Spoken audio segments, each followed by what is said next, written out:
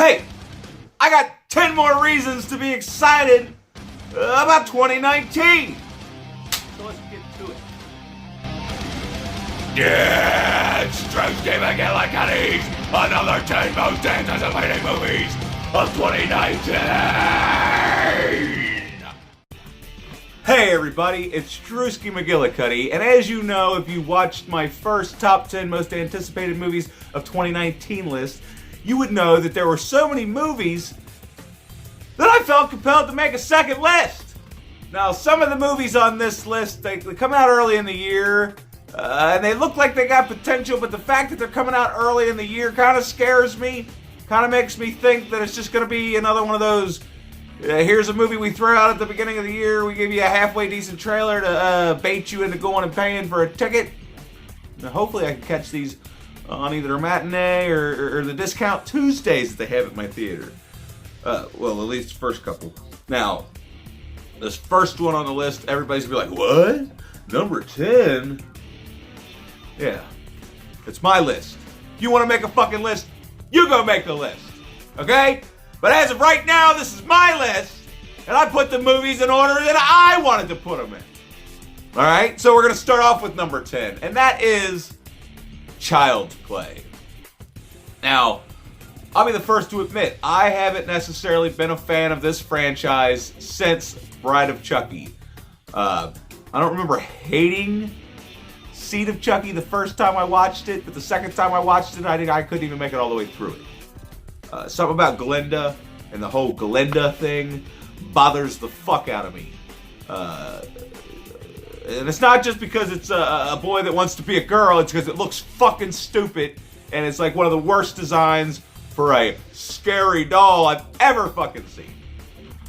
But this, Child's Play, the remake, because apparently there's another movie coming out called Charles that's, I don't know if it's a continuation of the franchise, because I never did watch The Curse or The Cult, because they don't look good to me. I've heard people say, oh, you should watch them, but they don't look good to me. I will eventually watch them when I do my Child's Play series.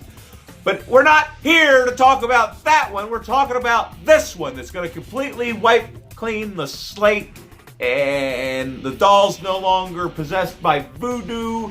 It's just artificial intelligence that's gone awry. Now, this could either be really, really, really good, or it could fucking suck. So that's why it's number 10, because I'm scared. I'm scared that it might not be in the right hands. I didn't look too much into it. I also don't like the way the doll looks. It doesn't look right. Hopefully, once I see it in moving pictures, it'll change my mind. Shut the fuck up, Gary. Anyway, so number 10's Child's Play. Now, moving along to number 9, I just recently saw this trailer. As a matter of fact, the other day, this movie wasn't on this list. And then I saw the trailer, and I was like, you know what? That looks like it could be good. Or it could fucking suck. That's why it's on the second list, and it's towards the bottom of the list. But anyway, there's a movie called Prodigy, and it's got the little kid that played Georgie in It. And he plays this kid, he's too smart for his own good, and then the next thing you know, there's something sinister about him. It's another one of those sinister children kids where the signs were there all along, but nobody took it upon themselves to notice the signs. But this movie looks fucking crazy. Let's just hope that it doesn't turn out to be one of them fucking PG-13 horror movies that we all love so much. But yeah, The Prodigy, it has potential. The trailer was very intriguing. If you haven't seen the trailer, the movie's called The Prodigy. Look it up, okay? Alright, so I don't want to spend too much, I've already spent too much time explaining myself about Child's Play. So anyway, so there's The Prodigy. It's an earlier release this year, so there's a chance that it's, you know, a lot like number 8. The Intruder. Now, this one stars Dennis Quaid, and there's a black couple, and they buy this fancy cottage in the country. Problem is, the guy that previously owned the cottage has spent his whole life there, and even after he sells it, he don't want to leave. They wake up one day, motherfucker's out there cutting the grass. They're like, you don't live here no more. And he's like, oh, but I love this place so much.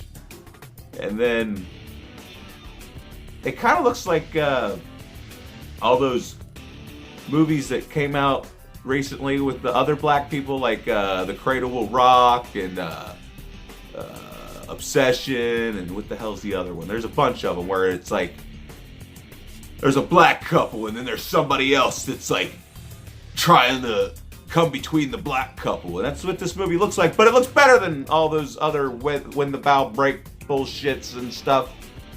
And speaking of Obsessed, or whatever the fuck it was with Ali Larter, that movie wasn't completely terrible. A lot of people hate on it, but of course I saw it when it was free in a theater. But no, we're not here to talk about that. We're here to talk about The Intruder, and it's got Dennis Quaid.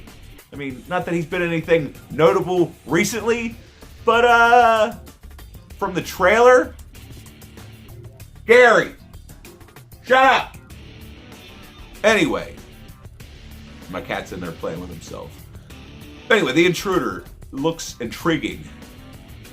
So we're just gonna move along, and all these movies seem like they fit in their own little genre.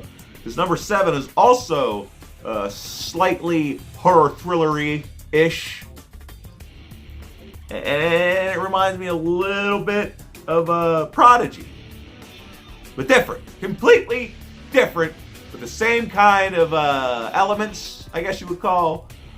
And number 7 is a movie called Brightburn.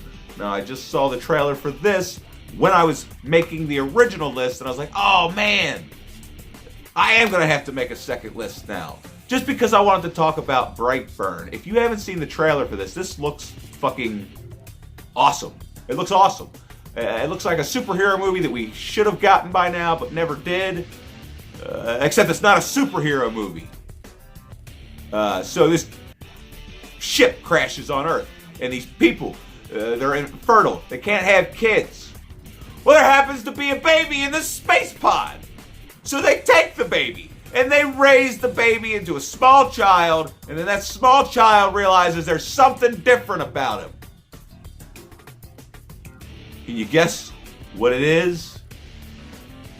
He's motherfucking Superman.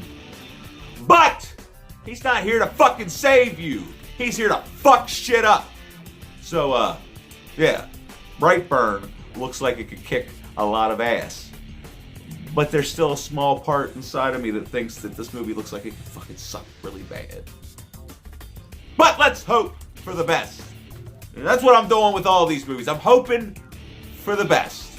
Because a lot of the movies that I looked through, I was like, well, they look interesting to me.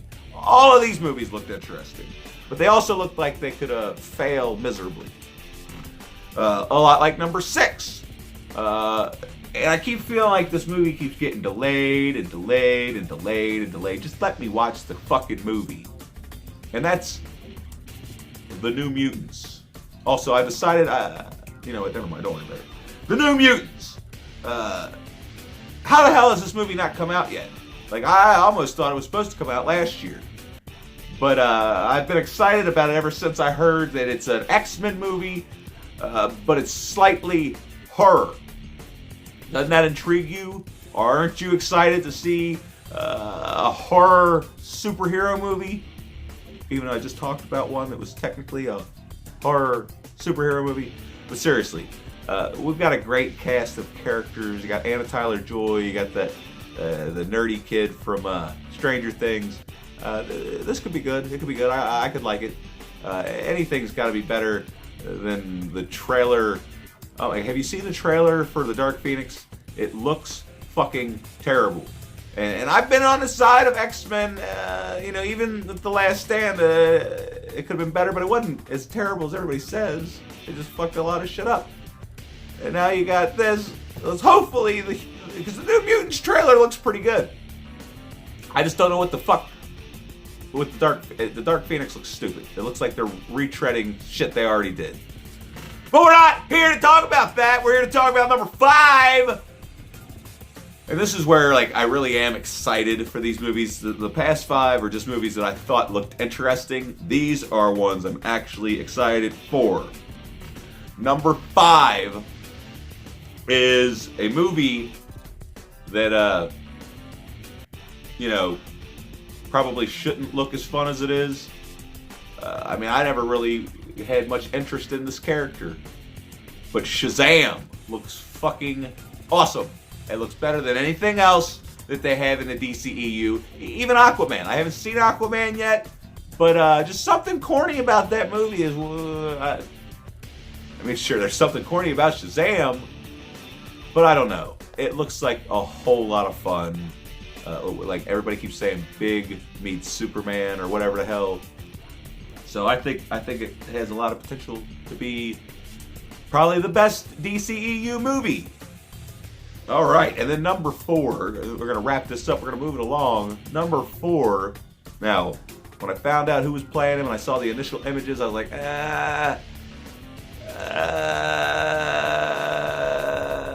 But then I saw the trailer. And I was like, you know what?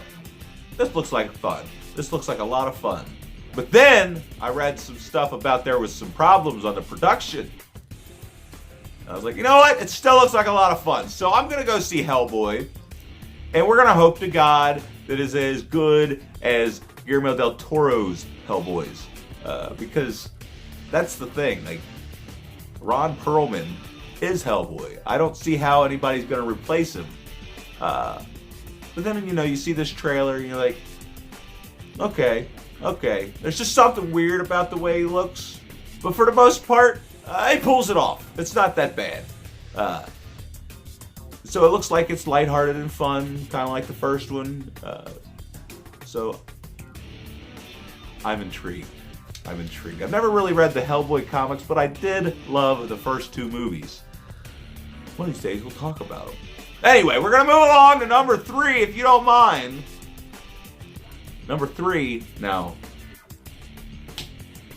I'm not the biggest fan of this person.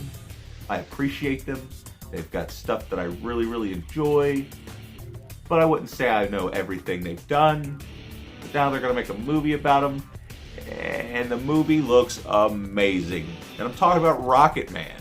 And it's got that, whatever the kid's name from Kingsman. He's going to play Elton John. How the hell did they get this kid to look dead on Elton John? That's what I want to know. So I'm going to go watch this movie and find out. Even though I'm sure I'm not going to figure out how they did it. But this movie looks awesome. I think it's the same people that brought you Bohemian Rhapsody. So it'll probably be slightly off the truth, but just for cinematic flair. But yeah, Rocket Man. It's about Elton John, you know.